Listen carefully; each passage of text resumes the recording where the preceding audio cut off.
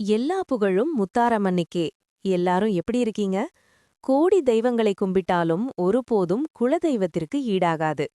குலதெய்வ வழிபாடு வீட்டிலேயே எப்படி சுலபமா செய்யலாம்னு பார்க்கலாம். வீடியோவில் தெரிகிற படத்தில் இருப்பது போல் ஒரு சிறிய பானை, அதற்கேற்றபோல் மூடி, சிறிய அகல் விளக்கு புதியதாக வாங்கவும். பானை, அகல் விளக்கு, மூடி மூன்றையும் நன்கு மஞ்சள் தண்ணீரில் கழுவி சுத்தப்படுத்தி மஞ்சள் குங்குமம் வைத்து படத்தில் இருப்பது போல் உங்கள் விருப்பப்படி அலங்கரித்து பானையில் பச்சரிசியை நிரப்பவும். பின்பு ரூபாய் காயின், 11 காயின் மற்றும் 7 கிராம்பை பச்சரிசியின் மேல் வைத்து மூடி வைத்து பானையை மூடி அதன் மேல் அகல் விளக்கு வைத்து நெய் ஊற்றி தீபமேற்ற வேண்டும். இந்த குலதெய்வ வழிபாடை என்று தொடக்கம் செய்கிறோமோ அன்று மட்டுமாவது பிரம்ம முகூர்த்தத்தில் ஆரம்பிக்க வேண்டும்.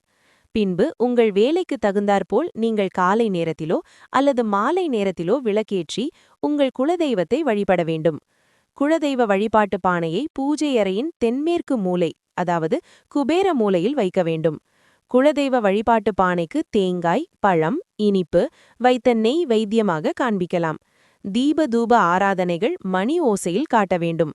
இந்த குலதெய்வ வழிபாட்டு பானையில் உள்ள பச்சரிசியை 6 மாதத்திற்கு ஒருமுறை அல்லது வருடத்திற்கு ஒருமுறை மாற்ற வேண்டும். அரிசியை பறவைகளுக்கு தீனியாக போடலாம். மண்பானை, மூடி, அகல் விளக்கு மூன்றையும் நீர்நிலைகளில் ஓடும் தண்ணீரில் விட வேண்டும். 11 ரூபாய் காயினை கோவிலுக்கு செல்லும்போது உண்டியலில் செலுத்தலாம்.